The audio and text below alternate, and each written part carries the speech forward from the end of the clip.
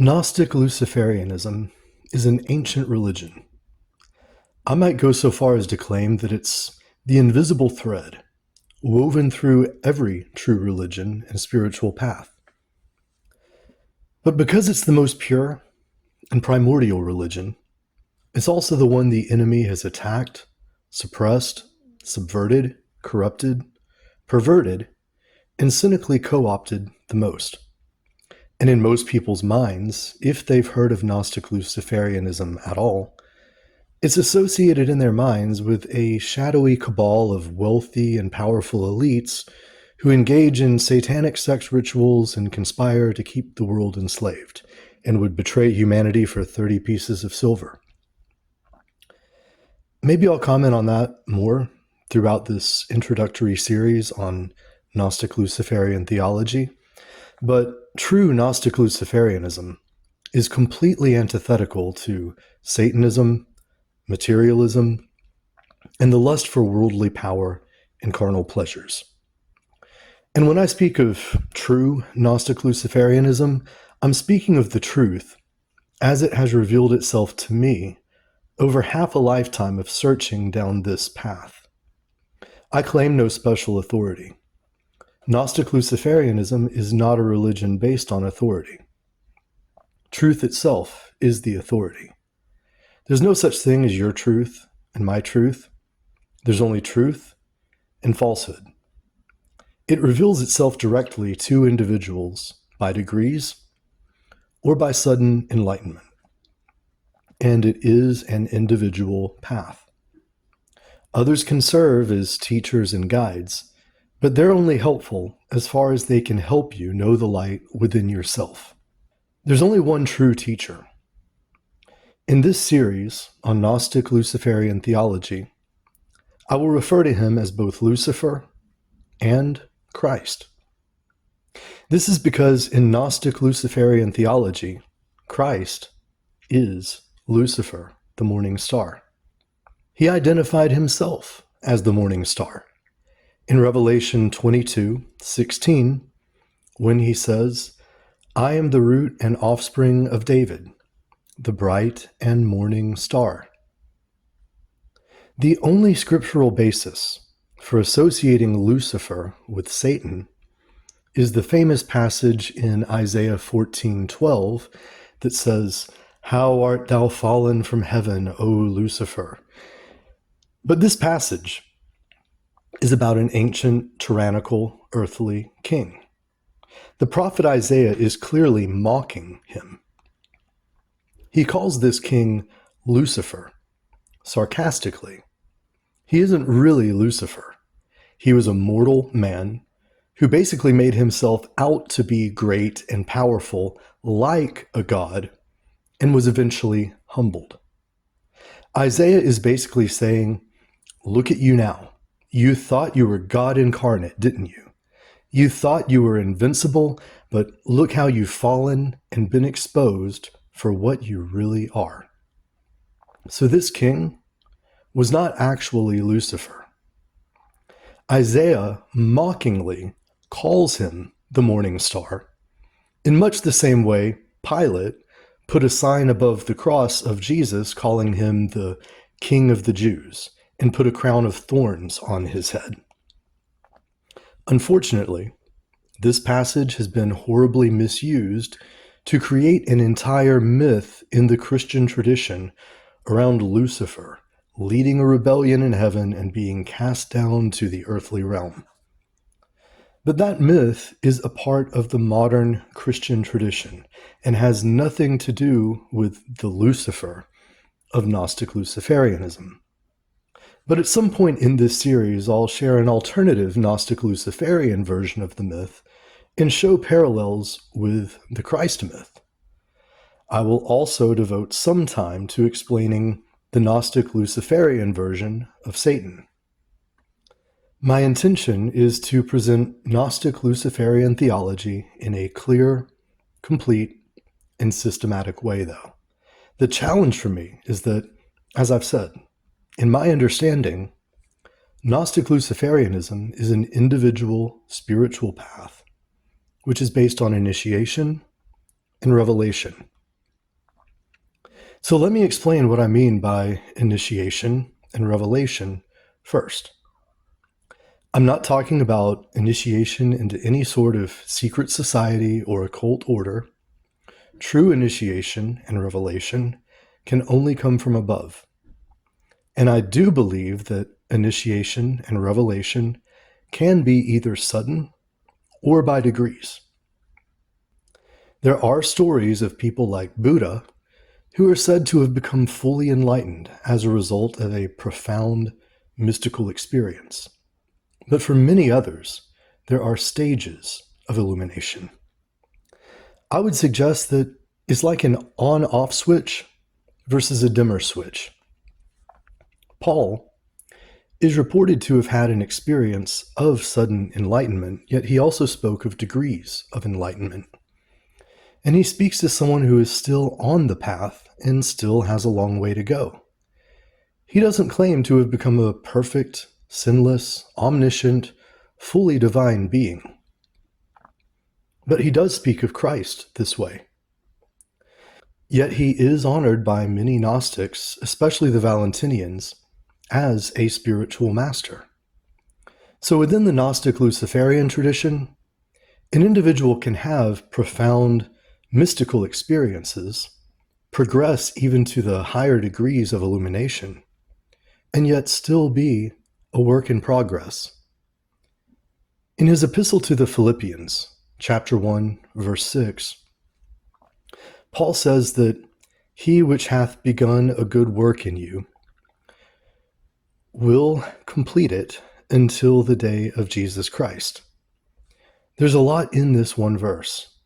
Clearly, he's speaking to initiates, since the work has already been initiated in them. And who is he who has begun the great work in them? Notice he didn't say they began the work, or that they must complete it themselves. Instead, it's the initiator who began the work. And it's the initiator who will be faithful to complete the great work on the day of his return. Similarly, in Ephesians chapter 2, verse 8 through 9, Paul teaches that, "For by grace are ye saved, through faith, and that not of yourselves, it is the gift of God, not of works, lest any man should boast." So obviously, Gnostic Luciferianism is not about elevating the prideful, rebellious, egoic self to usurp the throne of the Most High God or becoming possessed by an insatiable lust for ultimate power. That is the antithesis of the Gnostic Luciferian path. That is the satanic path. And I'll explain why this confusion has been deliberately sown. Let's consider what Paul is actually saying in 2 Corinthians 4:4, when he says, "The God of this world hath blinded the minds of men who believe not, lest the light of the glorious gospel of Christ, who is the image of God, should shine upon them." Then in verse 6 he continues, "For God, who commanded the light to shine out of the darkness, hath shined in our hearts, to give the light of the knowledge of the glory of God in the face of Jesus Christ." So in this passage, we discover that the God of this world is not the true God. He is a false God who has blinded the minds of men and hidden the light from them in order to keep them in darkness and ignorance. In other words, the God of this world is the prince of darkness and father of lies. He is an enemy and adversary of the God Most High. So the God of this world, according to the Bible, is Satan. And what is it he wants to keep hidden and blind men to? The passage informs us that the light he wants to keep from humanity is the light of the knowledge of the glory of God. What might be his motivation?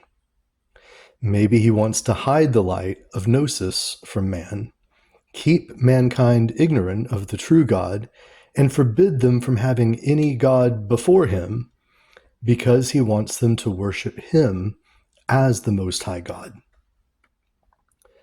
Doesn't this sound strangely similar to the Christian myth of Lucifer, who in his pride rebels against the true God and is cast down to earth, where he deceives Adam and Eve and enslaves their descendants in a state of ignorance or spiritual death? Except the myth isn't really about Lucifer. It's about Satan, also known as Samael, or the god of this world who blinds the minds of men to the light of Gnosis. Christ, also known as Lucifer the morning star, is the light bearer. He is the one who is sent out of the darkness to reveal the light of Gnosis of the glory of the true God, also known as El Elyon, or the Most High God.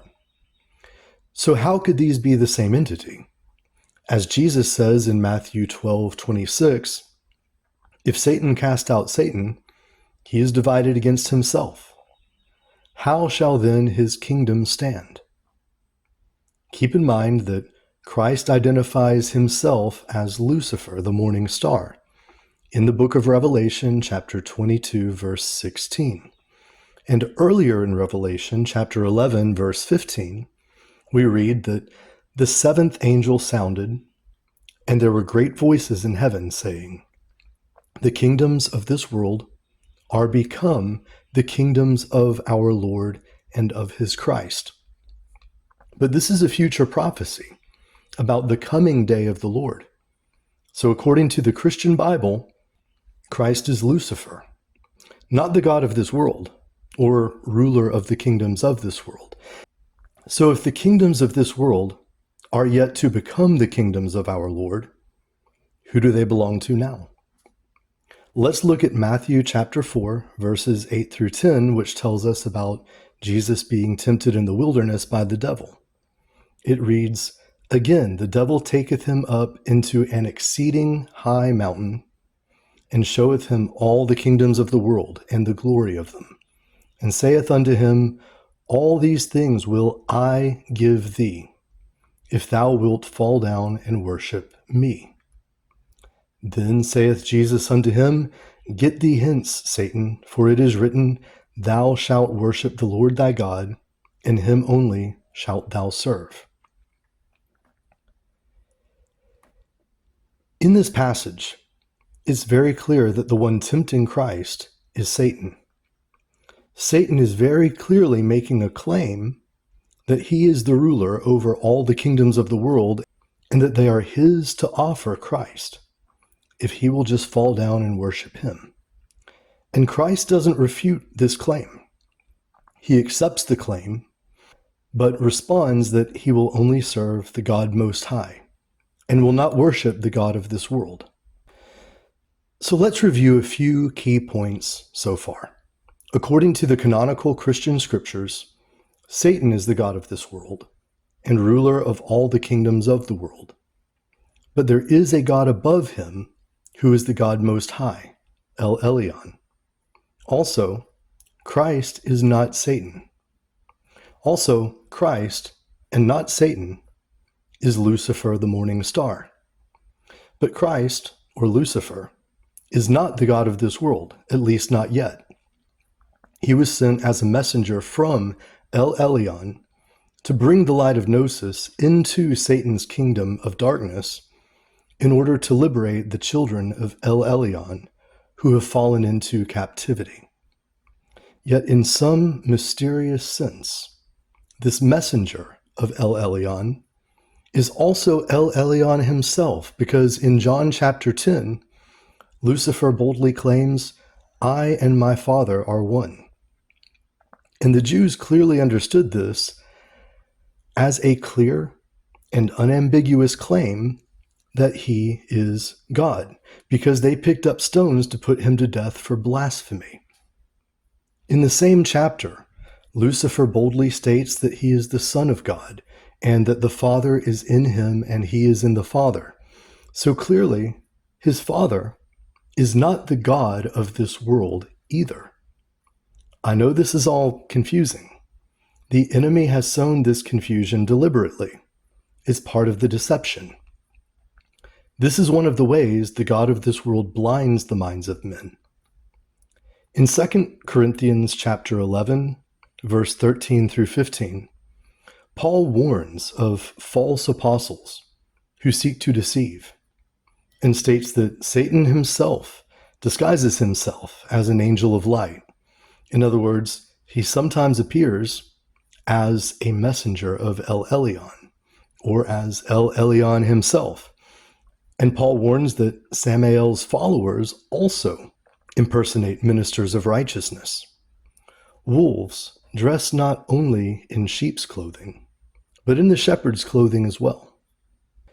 And just as Samael impersonates Lucifer, or masquerades as El Elyon, the children of Samael pretend to be children of El Elyon.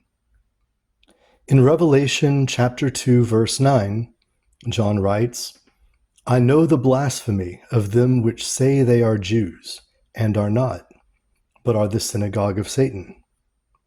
And again, in the Gospel of John, we read the passage where Jesus gets into a clash with the Pharisees. In chapter 8, verse 39, they claim that Abraham is their father.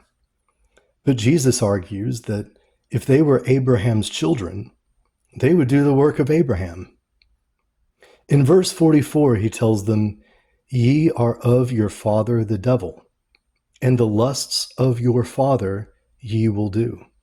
He was a murderer from the beginning, and abode not in the truth, because there is no truth in him. There's a little confusion in reading this chapter, though, because just a few verses earlier, Lucifer apparently contradicts himself back in verse 37, when he seems to admit that they are Abraham's seed, but adds that they want to kill him because his word has no place with them. But he still continues on to say that they are children of their father, the devil. I think there are at least two keys to unlocking this mystery. One is that there is no contradiction if you read it properly. It's possible that they are children of Abraham, but not children of El Elyon. If you take the story of God's covenant with Abraham at face value, then God made a covenant with Abraham and his descendants. But not all of Abraham's descendants were part of the covenant. His first son was illegitimate. Most people know the story, but the angel of the Lord, very likely Lucifer or El Elyon himself, came to Abraham when he and his wife were old and childless. He promised Abraham that he would have a son and become the father of many nations. Unable to believe that his wife, who was well past her childbearing years, could bear him a son, he took it upon himself to try to fulfill the prophecy by sleeping with his younger female slave, and she gave birth to Ishmael. And I believe the Pharisees picked up on the insinuation that they were bastard children of Abraham rather than true sons. This would explain why, in verse 41, they protest that they are not born of fornication or illegitimate sons, and insist that they have never been slaves. Ishmael was the son of Abraham's slave Hagar. So they're basically saying, no, we're not illegitimate children from one of Abraham's slaves.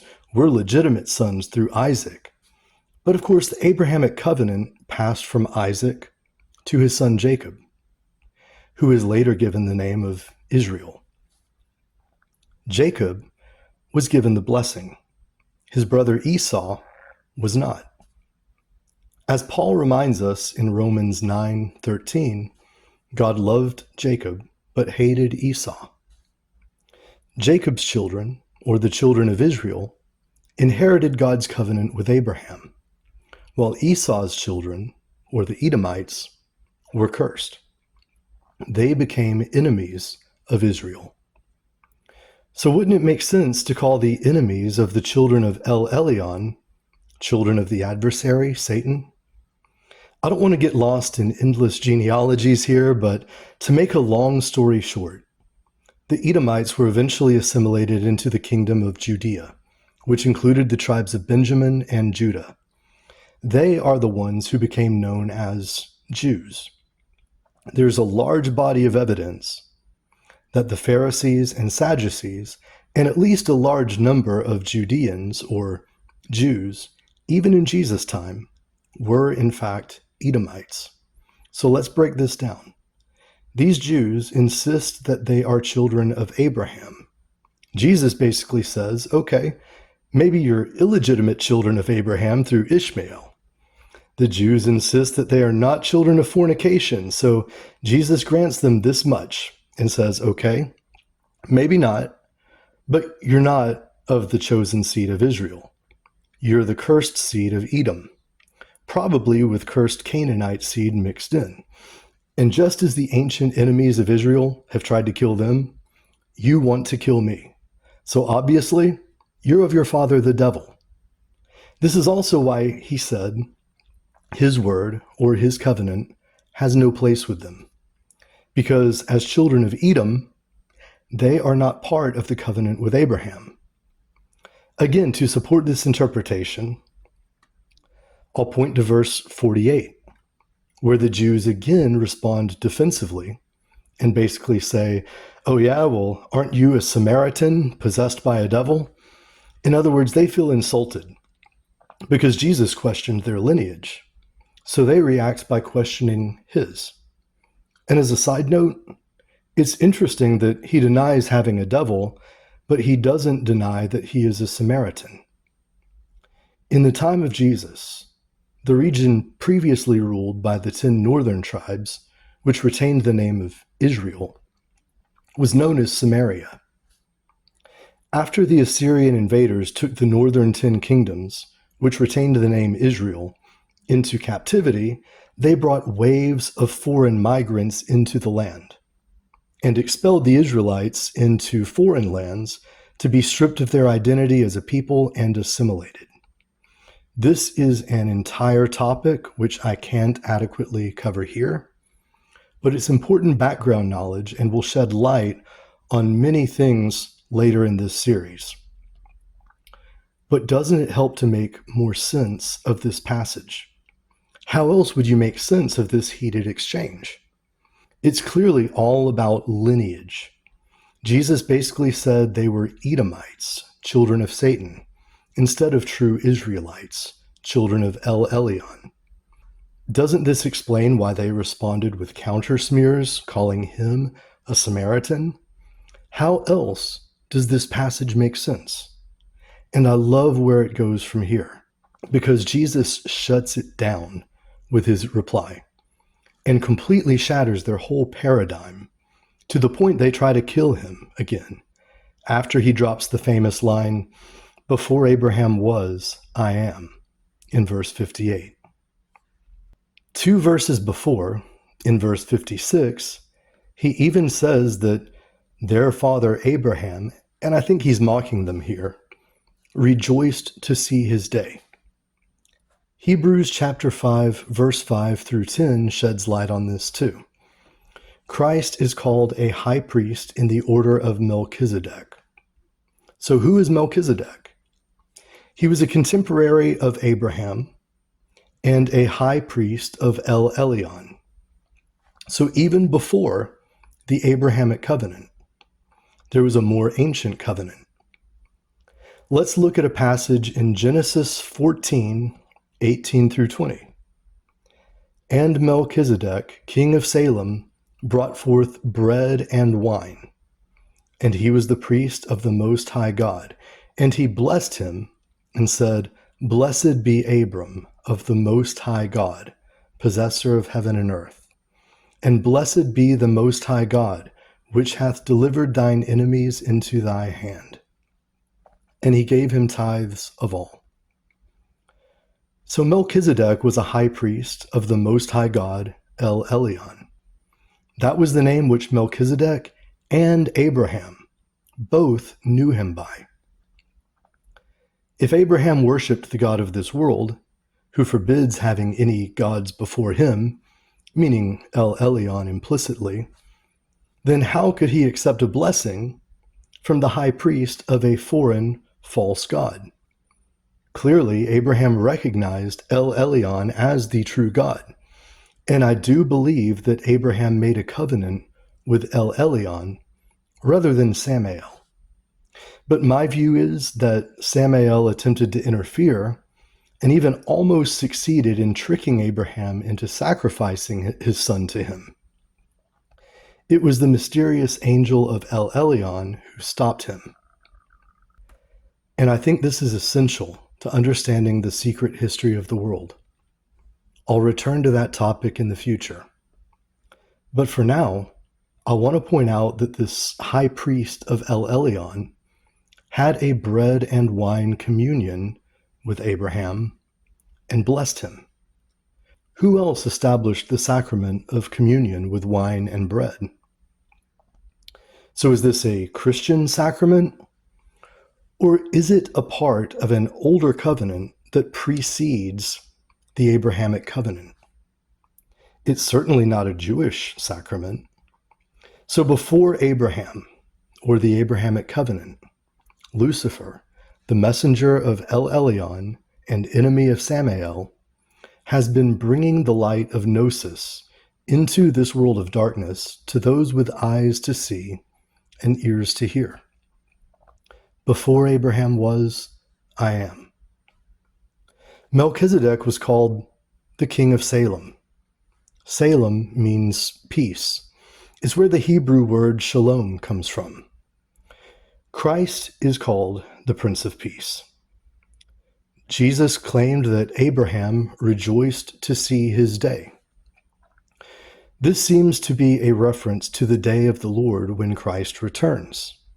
Samael is defeated, and El Elyon's will is done on earth as it is in heaven, and that which is below is transformed into a perfect reflection of that which is above. And in the passage quoted earlier, when Melchizedek blesses Abraham, he prophesies that El Elyon will deliver his enemies into his hands. What enemies? Is he talking about Abraham's enemies? Who are they?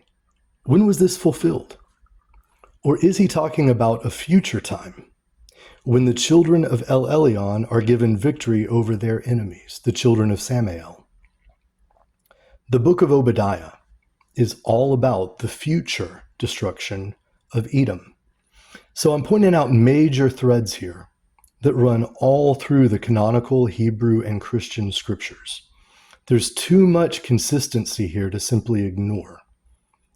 And I don't intend to limit myself to just Hebrew and Christian scriptures, but I will continue to present these scriptures as evidence supporting the truth of Luciferian gnosis.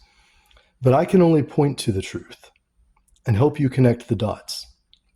Only the great initiator can begin the great work in you, and only he can bring that work to completion. Only Lucifer can reveal the light of Gnosis and lead you on the path to El Elyon. But I'd like to close this chapter with a warning. Remember that the God of this world blinds the minds of men and often deceives them by impersonating an angel of light. Consider the parable of the wheat and the tares in Matthew 13:24 through 30, where a man sows good seed in the field, but during the night his enemy comes and sows tares among the wheat. If El Elyon sends a messenger of light to reveal the truth, Samael sends false prophets and teachers to corrupt this revelation. If Lucifer shines the light of Gnosis, Samael blinds men to the truth by spreading lies and confusion. So can you separate the wheat from the tares? Can you tell light from darkness and truth from lies? If Satan came to you, disguised as an angel of light, to trick you into sacrificing your son to him, would you recognize him as an impostor or obey him as if he were a messenger of El Elyon? Is your mind blinded, or have your eyes been opened? Have you become like God, knowing good and evil? I'll end there for now. Please like, share, and subscribe, and we'll continue this exploration of Gnostic Luciferian theology in the next chapter. Peace.